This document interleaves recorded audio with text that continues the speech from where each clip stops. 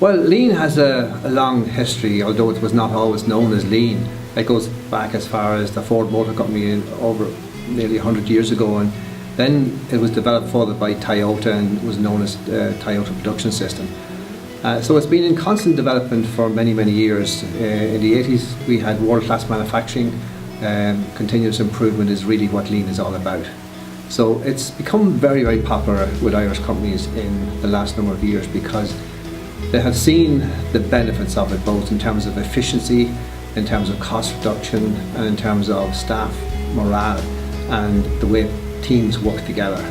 So it is basically looking at what the customer values in an organisation and dealing with stuff that the customer values and tending to try and not deal with stuff the customer does not value. So you stand as if the customer was standing with you when you're going through a process, and you look at a process, you say, would the customer value this delay or this waste? Of course they wouldn't, so you try to concentrate on what the customer values.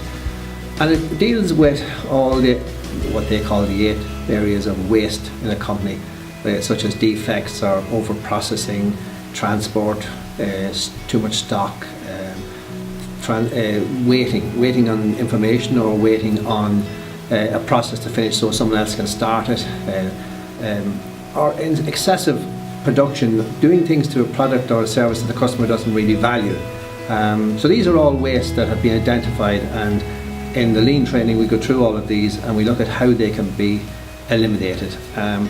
The biggest benefit I've seen with companies implementing lean is the improvement in efficiency, the improvement in morale. The teams, a lean team is put together, the people feel they're now involved in the area they're working in.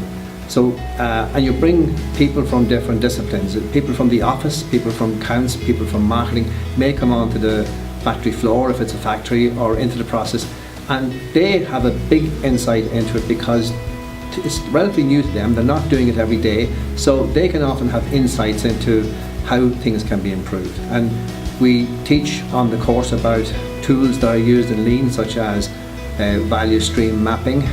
This is looking at the lead time on a service or a product from the customer orders it right through to the customer, it's delivered to the customer, and all the steps in between. And very often the actual time working on the process, which we call the touch time, is far, far less, and only a tiny part of the lead time. So how do we bring the lead time down?